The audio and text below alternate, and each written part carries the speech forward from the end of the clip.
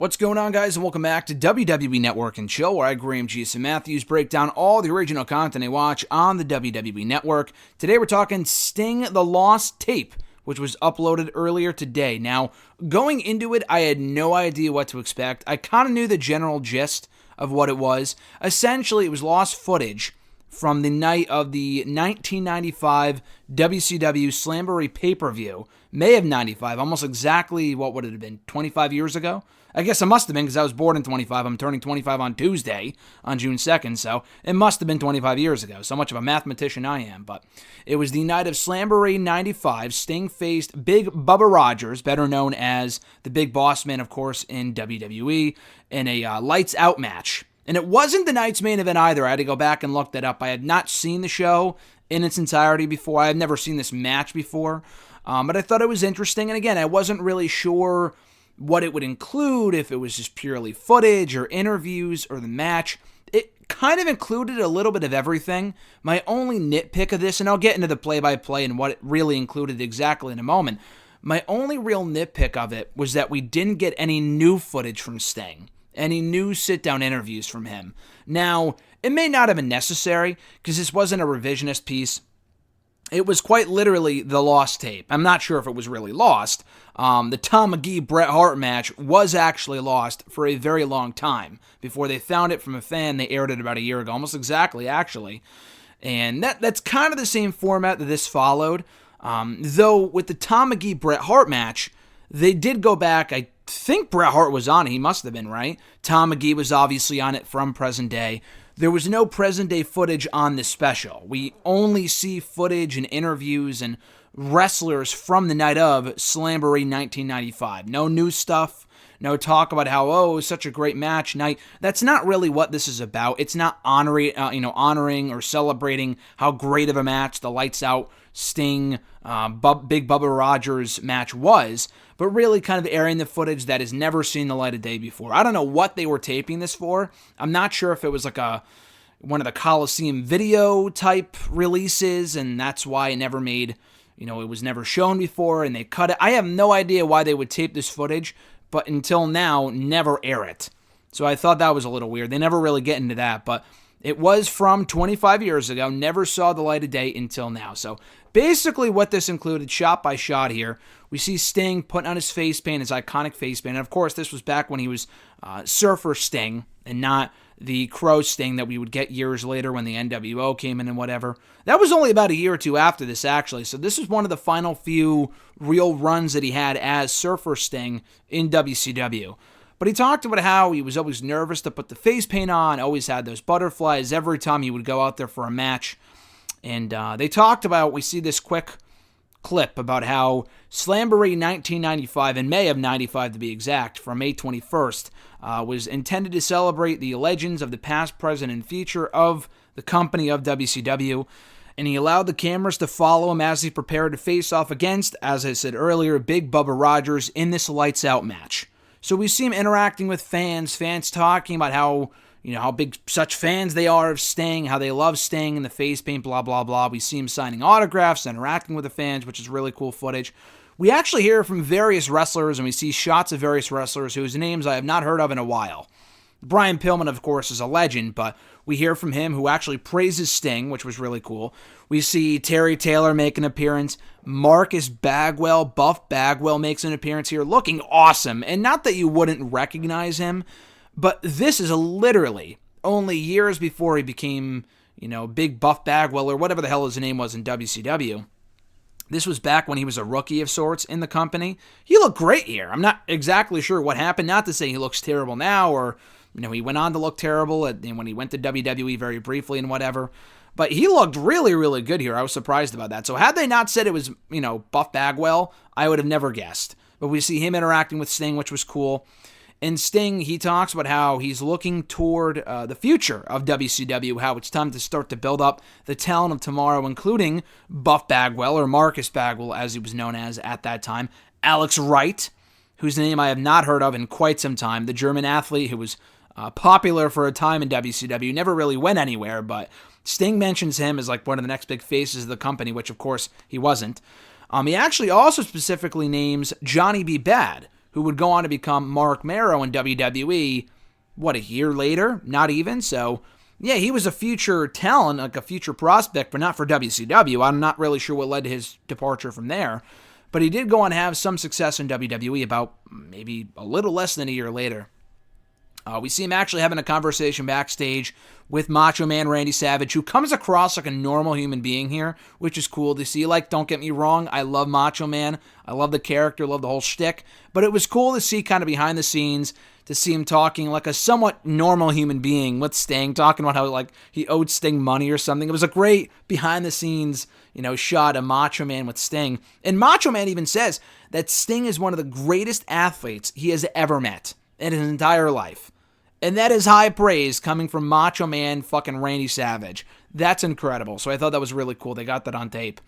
We see Sting, and this is going to be a flashback for some people. I mean, I wasn't around at this point. I wasn't even born when this event happened. But for some people who were fans back then, this may bring back some memories. But we see Sting in the pre-match WCW hotline with Mike Tenay, actually, of all people, who was handling it, talking to the fans.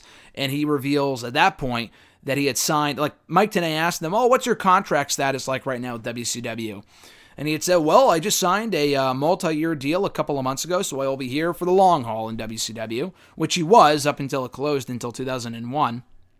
We hear from Vader, who also praises Sting, saying that the harder that Vader hits in his matches, the longer that Sting is in there. Kind of meaning to say that he always takes the pain, he perseveres, and, he's always a consummate professional whenever he's in the ring with him. One of the toughest opponents he also has ever stepped in the ring with.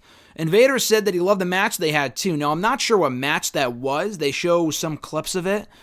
It must have been some sort of a strap match. You guys may know better than I do. But I thought that was cool to hear from Vader, to hear him praising Sting as well and the talent that he possesses. So we hear also from Sting when he talks about how he loves the face paint when the fans put it on. When the fans have the face paint, for Sting, every time he puts it on, he feels like Sting. Because the producer asks him, like, when you take off the face paint, when you take off the gear, I mean, do you feel any less like a superhero? And he's like, no, I still always feel great, but whenever I put it on, man, it's a feeling I can't really describe. I always feel like Sting. He's in his element whenever he has that face paint on. He talks about the significance of his wrist tape when he's getting wrist, taped up by the doctor. He also talks about how the crowd's energy motivates him every time he goes out there, and that's when we see him make his entrance for the Lights Out match with Big Bubba Rogers. Now, I thought this was weird because they recap the match here. They go on to show highlights of the match. It's a pretty hardcore match. It was like their version of a no DQ match. They had a table involved, which Sting brought down to the ring with him for the better part of the match. They recap the entire match, show Sting winning the match with a Scorpion Deathlock, and then they go on to replay the entire match in its entirety. So I feel like they should have saved. I know they did that because they wanted to get to him after the show, walking backstage, saying bye to Mean Gene, which was kind of cool, and Sting was kind of like riding on a high, knowing how good of a match it was.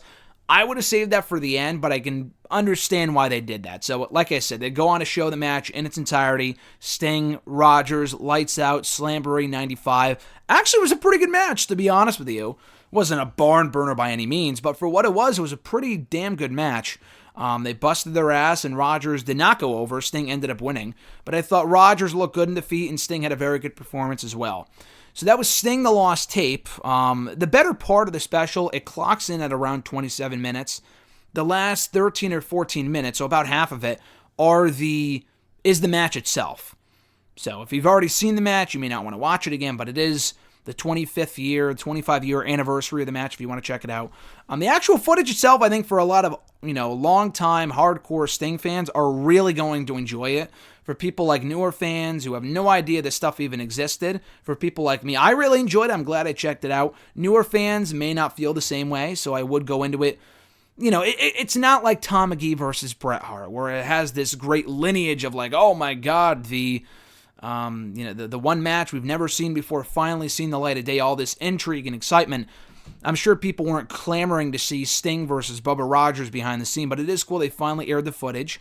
And I thought it was really cool, again, just for the conversations alone and the footage alone of Mean Gene, Vader, Macho Man, all people who aren't even here anymore. It's actually kind of crazy when you go back and watch this documentary of sorts, and you see those three guys, and none of them are here anymore, including Big Boss Man. He died a long time ago. Obviously, Terry Taylor's still here, Mark Marrow, Marcus Bagwell, Buff Bagwell, but those other four guys are not, so it's kind of crazy. But overall, I thought this was very good. Check it out right now on the WWE Network, Sting, The Lost Tape.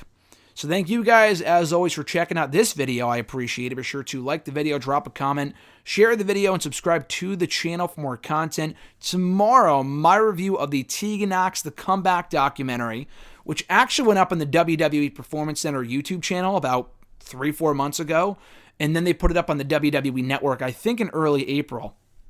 I recorded that a while ago, a review of it a while ago. It's finally should be going up tomorrow, unless something else new gets uploaded that I'm not aware of, but that should be going up tomorrow, so keep an eye out for that. It's a great documentary. If you have not yet seen it, definitely do so. It's up right now on the WWE Network or on the WWE PC YouTube channel in various parts. That review goes up tomorrow, Tuesday, on my 25th birthday, actually. The MCU Rewatch review series continues with a a collective review for myself, Chris Mueller, and Nick Torres, a very good friend of mine, breaking down the Avengers. So great podcast coming up on Tuesday for that. Hashtag AskGSM, of course, on Wednesday. Wrestle Rant Radio excerpts on Thursday. Friday is going to be Total Bella Season 5, Episode 10 review. Saturday, SmackDown review from Friday. Sunday, break it down with our Truth review. And next Monday, my review of the, I believe it's coming, they haven't advertised it yet, but I heard some news sites talking about it. An all-new WWE 24 on Ric Flair. I think it's airing after TakeOver on Sunday, the In Your House show. So I'll be reviewing that 24. If it is indeed airing after TakeOver or on Sunday, I should be breaking it down next Monday. So until then, guys, a lot of content coming up here on the channel. Be sure to subscribe, as I said earlier, and hit that little bell button to be notified every time a new video is uploaded here to the channel. Until next time, guys, enjoy the rest of your month of May, weekend, whatever. I'm Graham G. Matthews, and I'll catch your ass down the road.